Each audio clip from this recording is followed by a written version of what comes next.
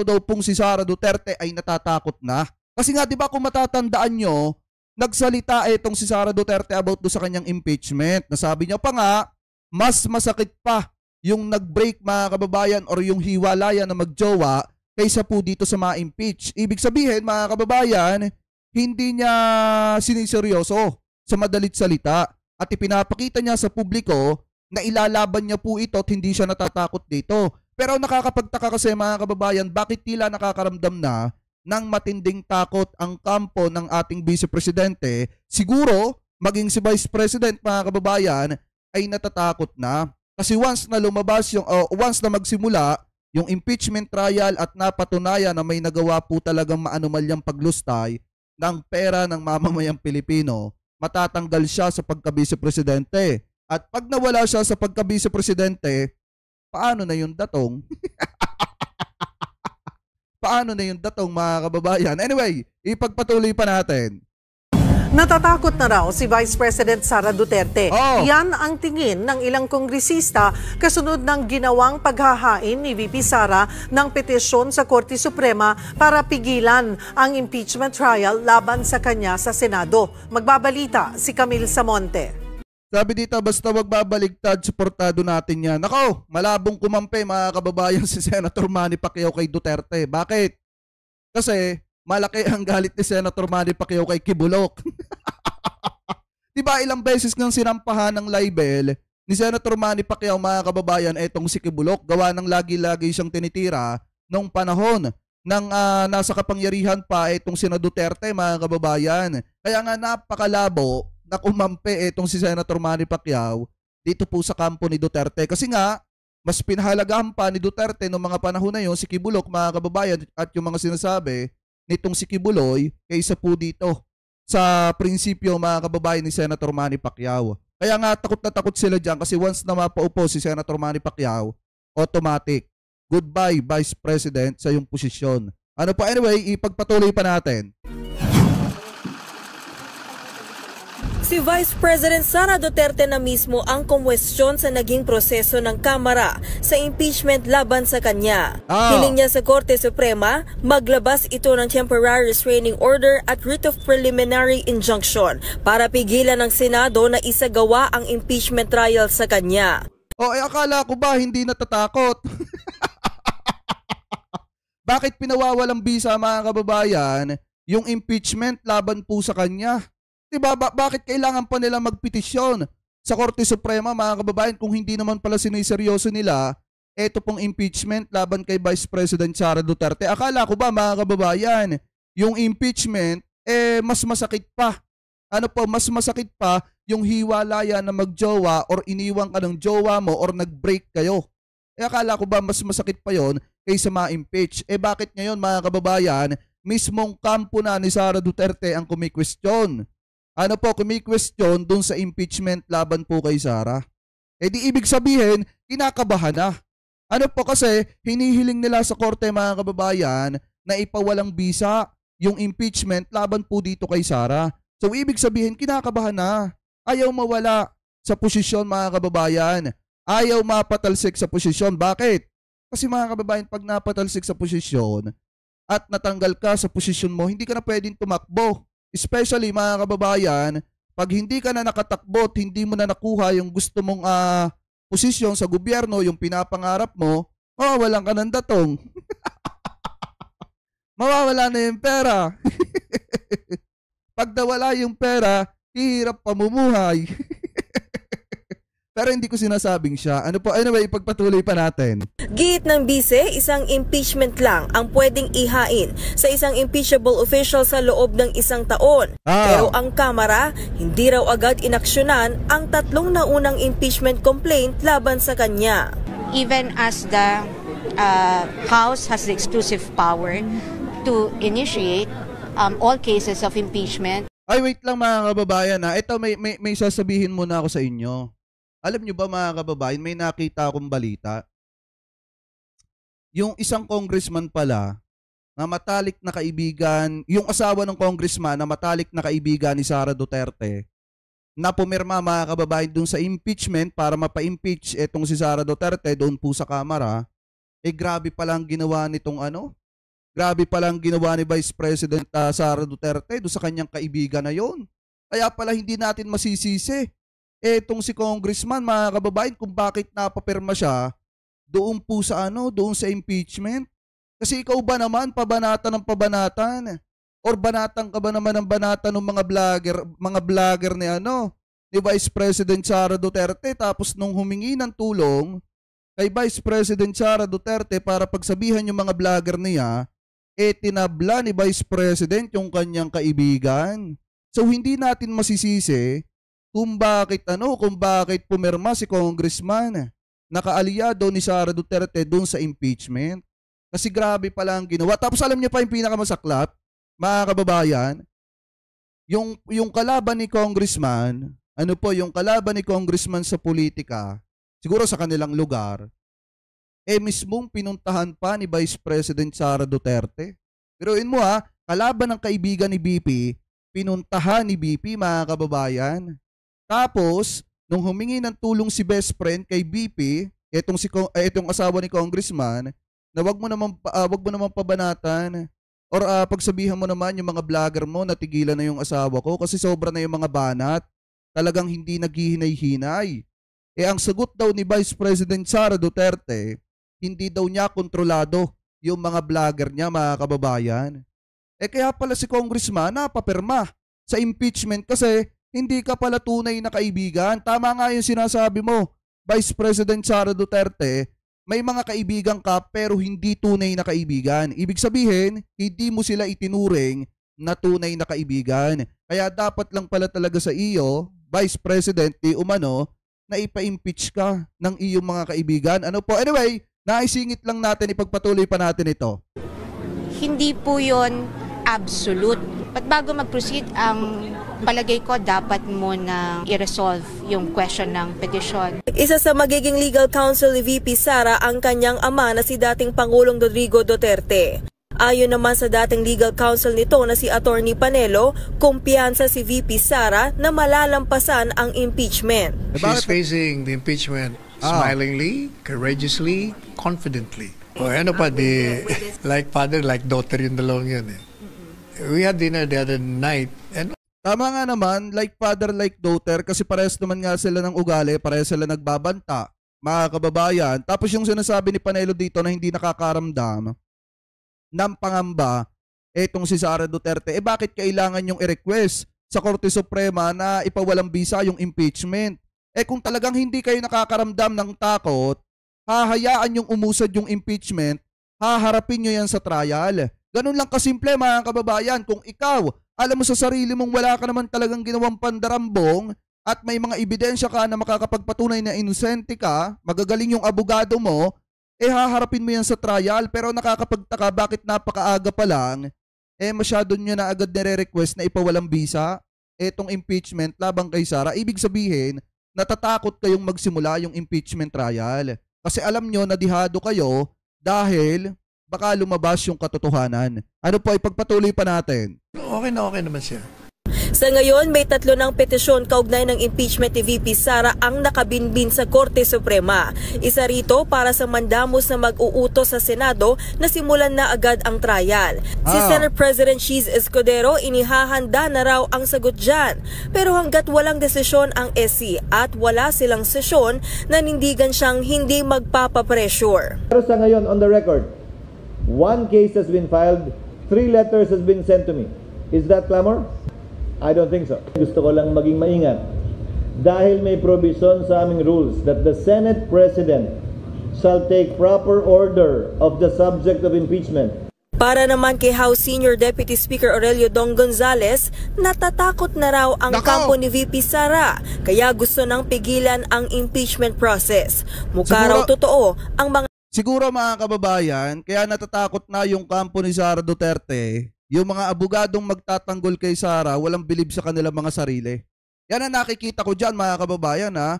Di ba kung titingnan nyo, sinasabi ng mga taga-suporta ni Sara Duterte, magagaling yung abogado na nakapalibot dito po kay Digong, katulad ditong si Panelo, nitong si Jemmy Bondok, at yung iba pa, mga kababayan, akala ko ba ang dami yung abogado?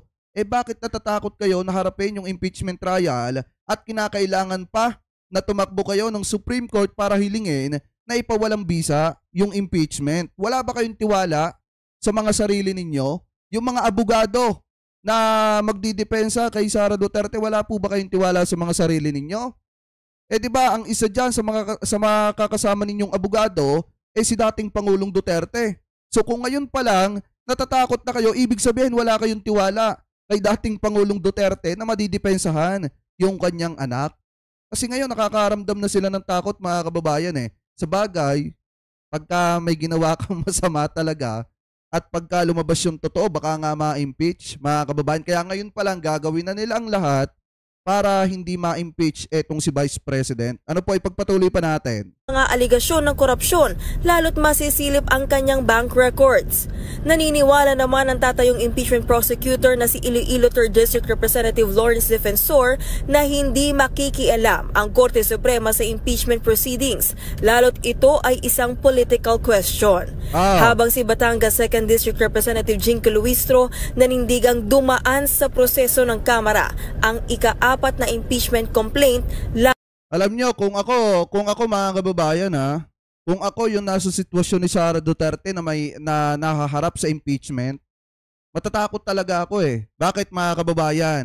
Kasi yung mga prosecutor na magdi-defend ng impeachment complaint laban po dito kay Sara Duterte ay magagaling. Katulad na lamang ni Attorney Luistro, mga kababayan, ni Congressman Luistro.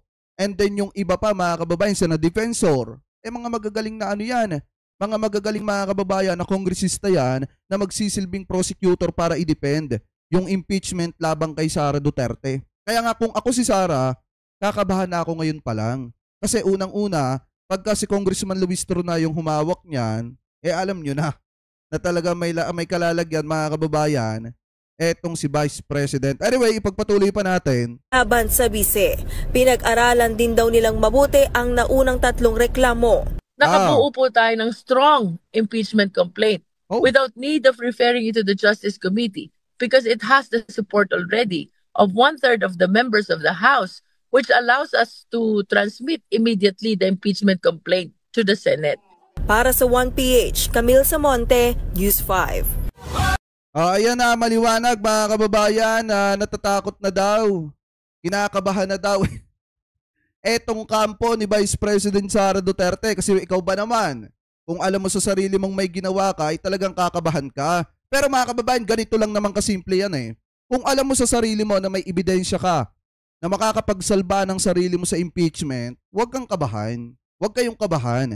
Lalo na kung may mga abogado kayo na mga sinasabi nyo magagaling na magdi-defend sa inyo pagka dumating na yung panahon ng impeachment trial, huwag kang kabahan. Pero nakakapagtaka, mga kababayan, napakaaga pa lang, nahilingin na ipawalang bisa etong impeachment, ipinapakita na agad nila. So, ibig sabihin, kinakabahan na sila, mga kababayan. Yan po ang totoo dyan. So, ngayon, basahin natin, mga kababayan, eto pong nakita nating balita na kung saan, mga kababayan, eto pong si Atty. Larry Gadon ay nagtataka daw. Bakit, mga kababayan? Basahin po natin. So, sabi dito sa Abante TNT, tunay na tabloidista, Gadon ipinagtataka paghingi ng saklolo ni BP Sara sa Supreme Court or dito sa Korte Suprema. Sabi po dito, basahin natin. Ipinagtaka ni Presidential Advisor for Poverty Alleviation, Larry Gadon, ang paghingi ng saklolo ni Vice President Sara Duterte sa Supreme Court or etong SC upang pigilan ang impeachment trial nito. Bakit ganon? Ito yung sabi ni Atty. Larry Gadon. Bakit ganon? Akala ko ba siya ay hindi natatakot? Wini-welcome niya ang impeachment proceedings na yan dahil sinabi niya wala siyang kasalanan.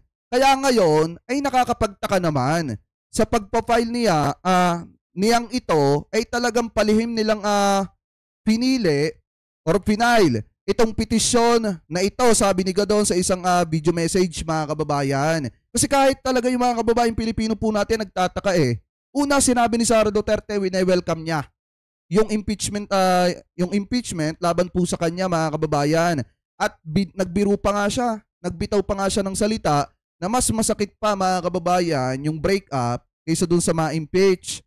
At pakiramdam niya, o sinasabi niya publicly, na parang hindi niya siniseryoso. Ito kasi hindi naman masakit ito, ika nga, mga kababayan. Pero, bakit ganito na ang nangyari?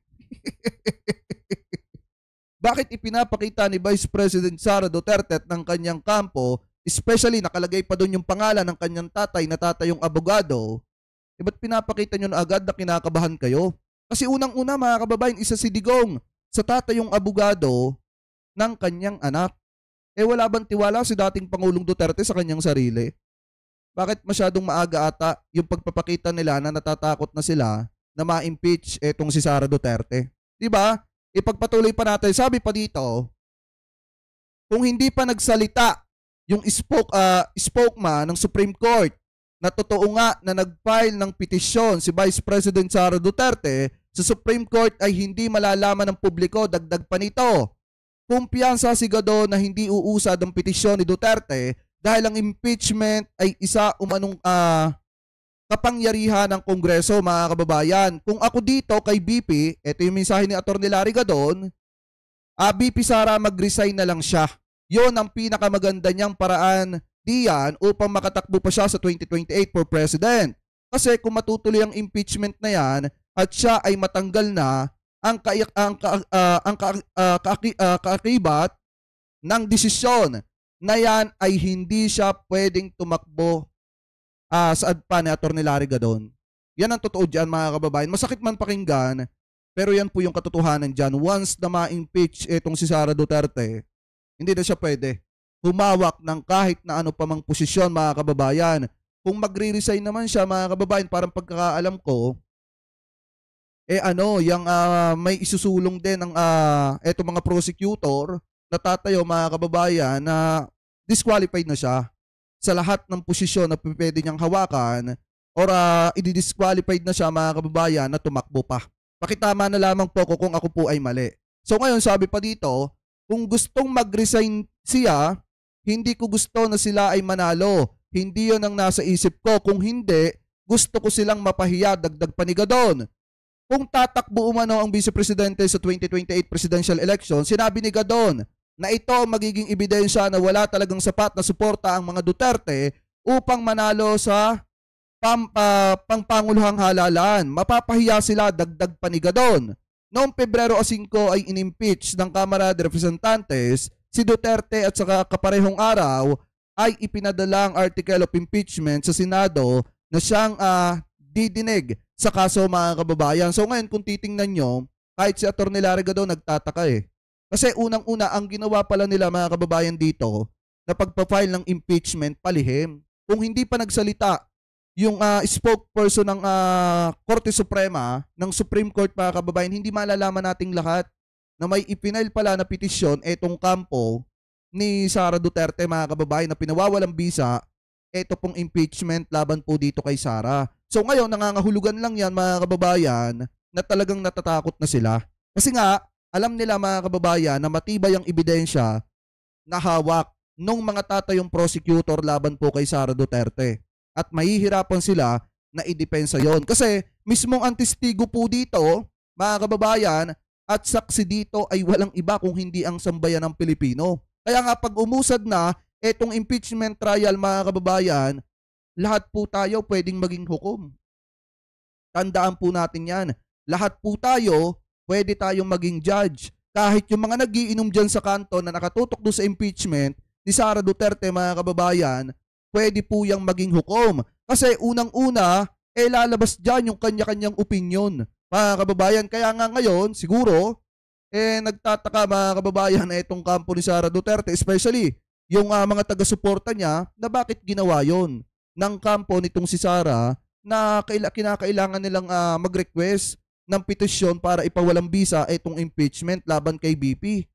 Akala ko ba, siguro ganyan ang iniisip ng mga DD-set, akala ko ba, malakas ang ebidensya na hawak ni BP Sara para idepensa yung kanyang sarili? Akala ko ba minamaliit niya itong impeachment at hindi niya to binibig deal, mga kababayan? Pero bakit ngayon, nagpapakita na sila na masyadong kabadong-kabado na?